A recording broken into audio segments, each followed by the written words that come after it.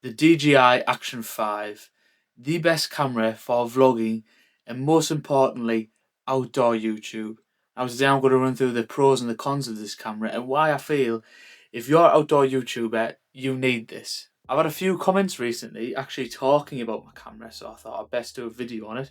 Someone said that I'm using a GoPro, Johnny Greenshed, thank you for the support as well. Woodsman Ty said it was nicely filmed, good quality video. Fake Plastic Knee said, can I ask what type of camera you are recording with? It's super clear. So I thought it best to do one of my Wednesday videos on this guy. This is the camera we're all talking about, the DJI Action 5. Now this thing is ideal for outdoor YouTube. It's waterproof up to 20 meters. You can go like underwater with it. The sound quality I think is great. I'm obviously using a different camera now, so I'll go into the comparison of the two cameras as I've used this one for a lot. Over 100 videos I've used this camera for, which I'm currently recording with. But this thing completely blows it out the water. So, as people have said about this camera, the video quality is insane, and all you have to do to start recording is you just press the red button, and there you go. You can see both the front, both the front and the back. There's me. So as I'm recording it like this now, that you can see me there, and I can also see me. It's great. But one thing is, on the front, it's only little. But I don't mind. That's perfect for me. And you can change if you want to see the full screen on the front of the camera or you want it zoomed in. But mine is just a clear representation of what's on the back because I've changed that myself. So I've got the DJI and my Sony ZV-1 next to each other now, same distance away, and I'm shaking with my left hand, which has got the DJI in. You can probably see it's steady as a rock. It's also a wider frame than it is compared to the Sony. The audio, I believe, is better on the DJI from what I remember. I'll put here now if I think it is or not. So I've got the DJI and my Sony ZV-1 next to each other now, same distance away, and I'm shaking with my left hand. But the main features, what get this miles apart, is just how easy it is to use. This camera is not waterproof, but the DJI obviously is. It's a lot more robust. If you drop it, it'll still work. The battery on the DJI, I record in 4K 60 FPS and I get like, how long? Hours pretty much on like a full charge, and you can just swap them out dead easy. You can just plug the camera in as well and you can start charging it straight from the cable, the hole in the wall. This on 4K drains like crazy. I got this mainly because it was 4K, small camera for vlogging. It was voted one of the best vlogging cameras, this one. But there's a few things that I've noticed when I've used this in the past. Shaky camera work. Back in the day when I used to do my initial ones, this is incredibly shaky. Whereas on the DJI, I'll get it up, but there's loads of different things you can do to get rid of the shakiness. On the DJI, I'll have to come around the back. So on the DJI, you've got your settings, obviously, which you just flick them up from the bottom, and these are all for your recording. As I said, 4K 60 and 1619. Then you've got the rock steady and the standard, which is what I was on about with the shaky camera work. So the rock steady is what I've got it on, and there's rock steady plus, and if you see, it zooms in. So it zooms in more, which means it can keep this image in here steady. The further out it is, the less it's got. So if it can zoom in, it can somehow stabilize it. And then you've got horizontal balancing, where if I twist the camera, as you can see, it's staying horizontal, which is mad. But if you go like that, then it obviously doesn't. But there's just so many things in place so that you can get steady video. So I've got mine on rock steady, and I've also got it on standard D warp, whereas you can go wide or ultra wide, which as you can see, it looks like more of a fisheye. As you can see me door, it like curves back like that, which obviously I don't want, so I just have it on standard, D-warp and rock steady, which are the best for me. Like I've been saying, this camera is insanely easy to use. There's loads of other settings you've also got. I just have to find them. Here, oh, you've got the videos. There you go. These are all the videos I've got. Super easy to find. There's literally just a little play button right there, and that's it. You're straight in the videos. And if you swipe, you've got these. You've got your photo. You can do presets. So as you can see, I've done a... Oh, why is it going off? I think it's because I'm moving it. So I've got preset there. I've set that one to what I've currently got it on now, so I just leave it on that. Photo, video. Then you've got super night mode. I'll go into that. Then you've got face tracking, slow motion, and time lapse. So all these are very, very useful. Slow motion will be pretty self-explanatory. The time lapse would be for, I've used it before for I didn't put it in the video, but I used it before for a sunset and during the night with the stars and stuff. That's very good, the time lapse. You can do sunrise, waves as they're coming out, just like something that's constantly going, and just leave it recording for a couple of minutes and it slowly takes in the information instead of just recording 4K 60 FPS, all that memory in there. Whereas the time lapse, it takes it in just enough that when you speed it up, it still looks really good.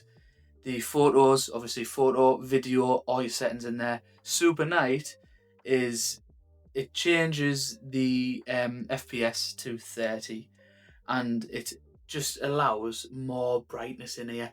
So if it's really dark, you would then put super night in and it makes the image quality a lot brighter.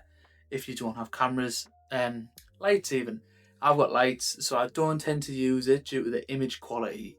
The image quality does, I think, look a bit grainier, but that is obviously due to the lack of light. And even with recording in 4K, it doesn't look 4K. It's best, I think, to get a light and attach the light, because as you can see, I've got a little frame on here. I'll go into that in a second. And it's better recording with the light, because then you can keep your quality, can't you? And a few others. What else was there? Face tracking, which is crazy. So I don't know if you've ever seen the DJI Osmo 3. Now that's got crazy face tracking. But if you see here, when it loads in, as I move, as long as I'm in there, the video, which is there, will like follow me. So it looks like someone's recording me, but really they're not, which is pretty cool. Don't know if you can see at the bottom. I think you can. It says 2.7K 30 FPS. Yet again, the quality of the video has been reduced because it's zoomed in. Because if it zooms in, then it's got more play with the face tracking. It is a pretty cool feature. I don't mind it. Never used it for like a video, that is. I've used it, but never like properly. And the last one is slow motion. That, I imagine, will go down, 1080p, but 240 frames per second. So for slow motion, obviously the more frames the better, because if 1 frame per second, don't know why I said that, 60 frames per second, there's obviously 60 pictures per second, which makes this video. This camera, I think, is 30. This is 30, so this camera is capturing 30 frames per second, making this video look how it does. But then with slow motion, as I've just said, it's 240. So 1 second slowed down into 10 seconds obviously needs more frames to be able to have a fluid video, which is why there's 240, which is really great. I've now put the light onto the DJI from my Sony, and here it is. It just attaches to the side, and it is ideal. I prefer it. I think it's better than using the super night mode, but you can test it out for yourself. You might prefer it due to just like, it seems I'm on about outdoors. You take more equipment, you'd have to take like charges for the light in case it dies, as it's pretty essential. But it's attached on this little gimbal here. When I bought the DJI, I got the DJI Adventure Pack, I believe it's called, and it came with battery pack where you can put all your batteries in and you charge the pack and it charges all batteries simultaneously. Came with this little attachment here. I believe that might be in it. A few cables. Oh, and a selfie stick. Huge stick. But this thing is great. As you can see, my light was attached to the side here using magnets. So I've just bought this little thing off AliExpress, and all it is just magnets there, and as you can see there's a clip there. So all you do is you just attach that onto there using magnets, and it just stays, and then that's where my light slides in there. It's for portrait video, which is also a massive great feature of this. You can just turn it that way and there you go, portrait. Easy as that. That's it. All you have to do is turn the camera, press record, and now you've got a portrait video. That's just, it's class in it, pretty much. But that's for your tripod, just so you can fit the camera vertically, yes, on the tripod like that. That's why they've given you this, but obviously you can put loads of attachments on there, and my main one is my light, because with it being magnet, then it means you can attach anything on. It's nothing like difficult. You can just swap them out really easy. And actually I'll show you the stick that it comes with. This is said selfie stick, and it's a decent size. This is what it's like, just normal, and like I said, it just goes on magnets. Crazy. And you can bend this to however you want, however you see fit. So if you're like in the ocean, you point that down like that and you extend it as you're swimming. This is what I was doing when we were in Lake Bled and I was going underneath the water. This is how I was like recording it, just like this. You can obviously have it like facing you as you're walking, vlogging, and it goes super long. Yep, that's fully extended, and it's touching the floor, and it goes up to there. So there it is, touching the roof, and you can't even see the handle yet. It is brilliant. And then you can put it massive, have it extended out, put the shot on ultra wide, and you've got all the scenery in behind you. And I've just reminded myself the main deal breaker why I bought this instead of any other camera. So a few main reasons why I got this camera was because I needed something light, robust, good quality, and waterproof. With me prioritising outdoor videos, I needed something that could withstand the torrential downpour that we have every day, being in the UK. Needed to withstand the cold, in case I drop it, the wind quality audio, because you can change that. Actually, I'll get that up while I'm talking. There was all sorts. This thing also has a colour sensor, which is in the OD there, which means that the colour is great. You can change it using these settings on the left, the right even. So you just click on there, and there you get some extra settings. Here I've got my colour on just normal 10-bit, but as you can see, it's got HLG 10-bit, which the colour is just ridiculous. Then it's got D-Log M, which I don't know if you can kind of make out, but I am a lot greyer now.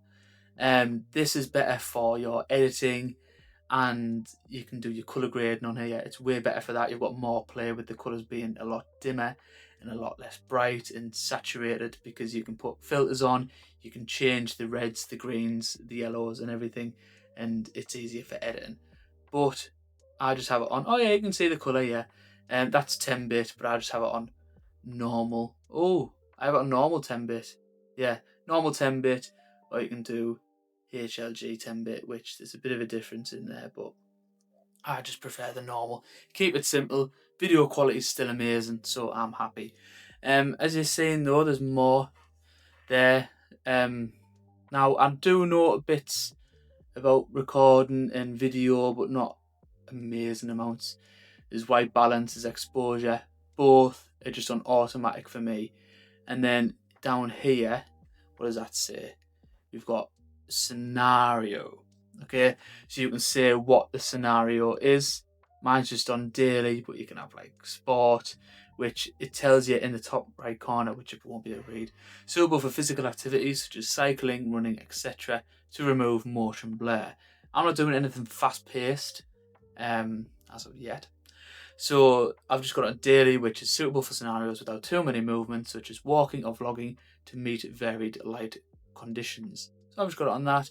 And the last one down the bottom is adjustment. So the adjustment is noise reduction and texture. Both I've just got a -1.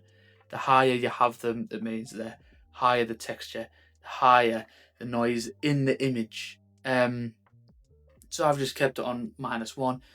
People are all different, just to how my videos look. I've just got a -1, -1. Just tones it down because I think images can be too bright. The main one I was actually going to talk about was the noise reduction. So as you can see, there's like two little settings. There's a normal setting there, then there's a little microphone. So if you click on the microphone, you've got your channel and your noise reduction. So your channel, obviously you want on stereo, or you can do mono, but mono is just in one side. Why you do that beats me. And then you've got wind noise reduction, which you click on there and it just changes it. So you want it no, that says no, standard, high, off. Oh, it says off, not no. So you can have it off, standard, or high. I've got mine on standard, as if you've got it on high. If you're just talking or there's some background noise, it like it tries to quieten it down. So the audio I think is quite up and down. But the standard is just fine. But I'll be getting a mic for this soon, which I'll attach here, which will hopefully be better for the noise. But that is pretty much everything. Oh, my main reason for getting this, okay, which I think is very valuable, and it is that everything is in focus. With this camera, if I move out the way, as you can see, it's struggling to get me in focus, and then I come back and then it focuses on me hand, I'm out of focus, and then there you go. You don't get that with this.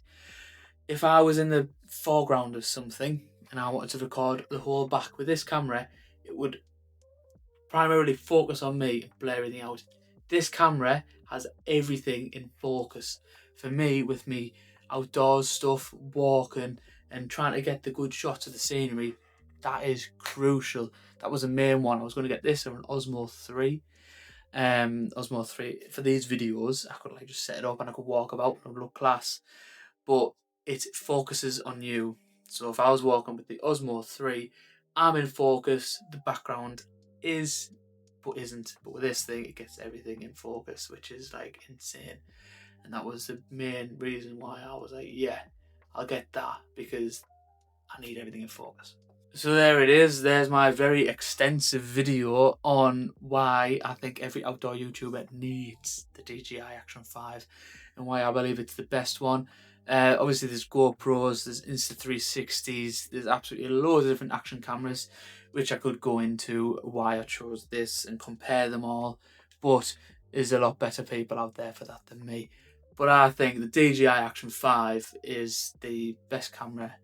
It's cheap, affordable, and it's, as you've seen, and as I've had comments, the quality on this thing is insane. It's like movies. So yeah, the DJI Action 5 should definitely be a camera you should look at getting. Before you go, check this video out here. Please like, subscribe. I'll try and do these Wednesday videos as much as I can. I've always got a video coming out Sunday though. I've got a sleeping mat that's just arrived, brand new one. So I'll get that reviewed. Got a huge adventure coming up this month. Cannot wait. So it's very exciting times with this channel. And like I said, please like, subscribe, check this video out here, and I'll see you guys in the next one.